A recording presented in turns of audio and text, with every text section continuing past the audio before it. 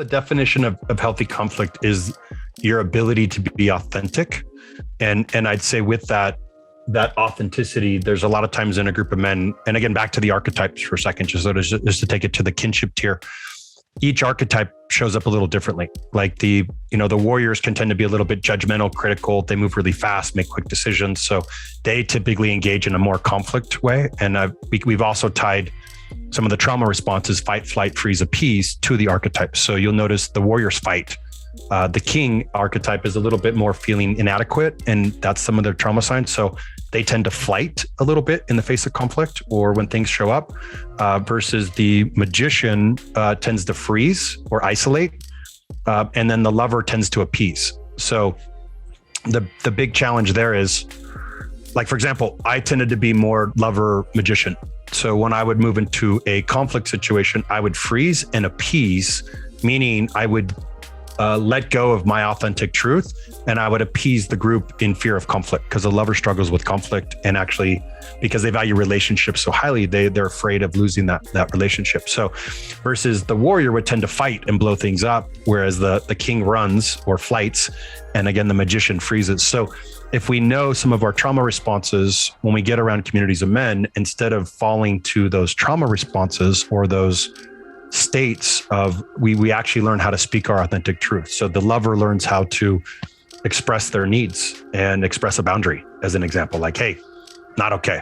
Or, hey, this is, you can't treat me this way. Or, hey, I felt really hurt by this conversation. And they can lean into conflict, which is really hard for that archetype to do.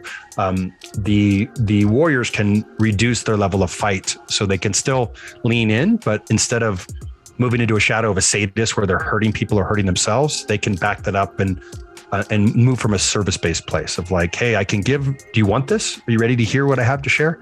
The kings can move back from flighting to leaning into that conversation. And so I think with all these, and then the magicians, instead of freezing and isolating and disappearing, they also lean in. So I think with part of this healthy conflict conversation, the root of it is, can we lean in with our authentic truth in a community that we know our intention is to serve?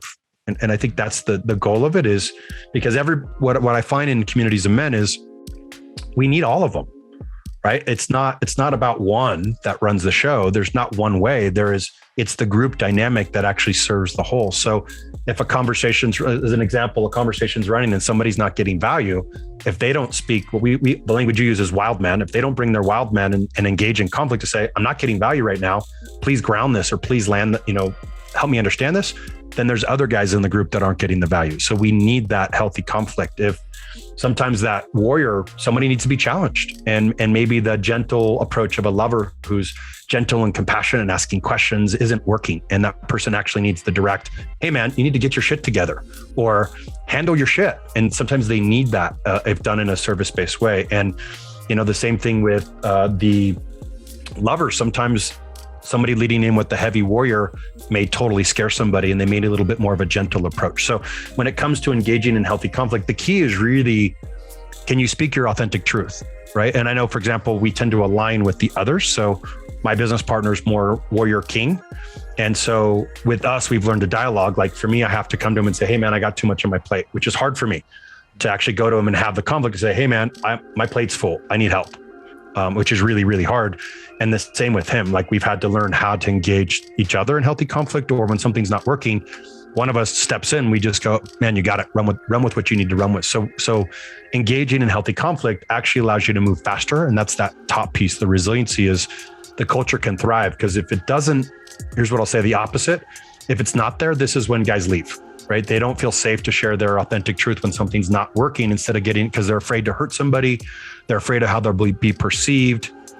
Maybe in the past they've destroyed people, and they're trying to protect destroying people, but in withholding or flighting or whatever they do, and without engaging in it, they leave, or the system doesn't work, or they move into more that toxic masculinity where they're hurting each other, and then they're back and forth hurting each other, instead of engaging in healthy conflict is like, hey man, I need to speak my truth to serve the group, right? And so I'd say that's the distinction in that. If you have kinship, then you can understand, and that's why we use the archetypes. We understand, hey, all of us are needed, and how we show up with our authentic truth is going to be very different.